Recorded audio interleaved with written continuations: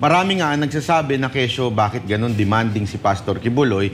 Pero tama ho yung inyong sinasabi na ito ho ay pagpapaliwanag lamang nung ano yung nangyayari sa kanya. Pero ang tanong ho dito, kayo ho ba sa inyong personal knowledge, 'di ba yung extrajudicial rendition na sinasabi ho ni Pastor Kibuloy, yan ho ba ay makatotohanan o yan ho ay isang parang kathang-isip lamang ni Pastor Kibuloy?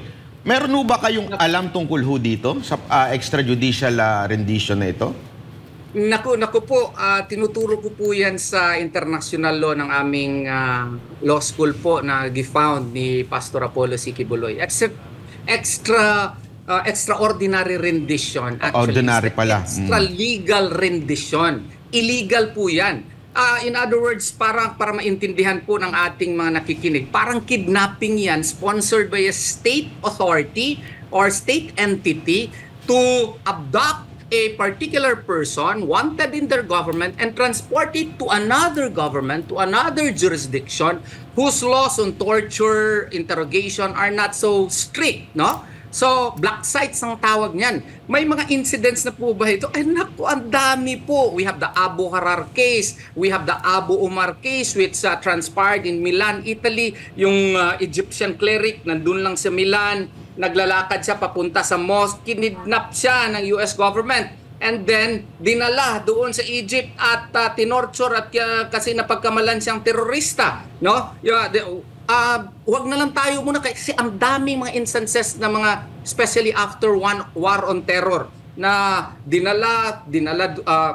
kinidnap, dinala doon sa Guantanamo Bay or kinuha from Europe, sa Poland nga, for instance. Meron ding isang cleric doon na dinakip lang, no? Naglalakad, dinakip at dinala sa isang black sites doon sa Egypt. And Poland was even charged before the European human rights courts. And Poland was ordered to pay damages, no, to the family of the persons who were abducted. Pero wag na yan kasi yung mga war on terror men. Was there been instance that it has been exercised here in the Philippines? Yes. Si Michael Mering, nung panahon ng 2002 or 2005 ba yun, who was involved in a bombing incident here in Evergreen Hotel in Davao City. This was during the time of the mayorship of our beloved former President Rodrigo Duterte.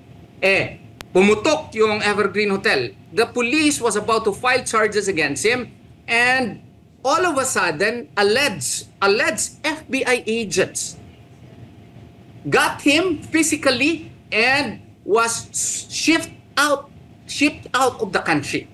Kaya nga galit na galit si President Rodrigo Duterte at that time. And to think that the bombing incident happened in the Philippines, then according to the territoriality principle of our criminal law, Philippines has jurisdiction over the crime committed supposedly by Michael Mering. But what did the US do? Allegedly, no? It shipped its own citizen away from Philippine jurisdiction, and that is a violation of our internal laws. What else? Sabihin natin, ang tagal naman yun. Ano pang mga example mo? Ito. Presidente na mismo, de facto president ng Panama. I think you all know Manuel Noriega. He was once a friend of the United States government, but then he got allegedly involved in drugs. So the United States of America decided to invade Panama and swoop down, arrest Manuel Noriega right there in the territory of Panama and brought to the United States of America and was tried there. Grabe na example yung presidente pa nga kinuha ng United States of America, de facto president siya nung time na yon sa Panama at dinala sa United States of America. How much more si Pastor?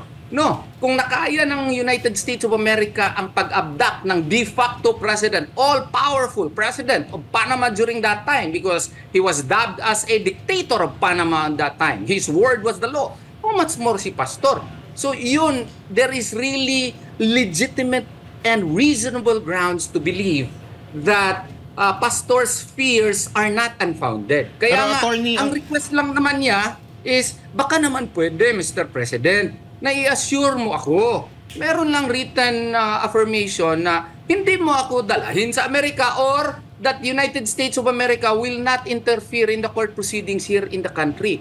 Is that unreasonable? I don't think so. Let's have an open mind about this, and I think the request of Pastor Apollo Sigibolon is not unreasonable.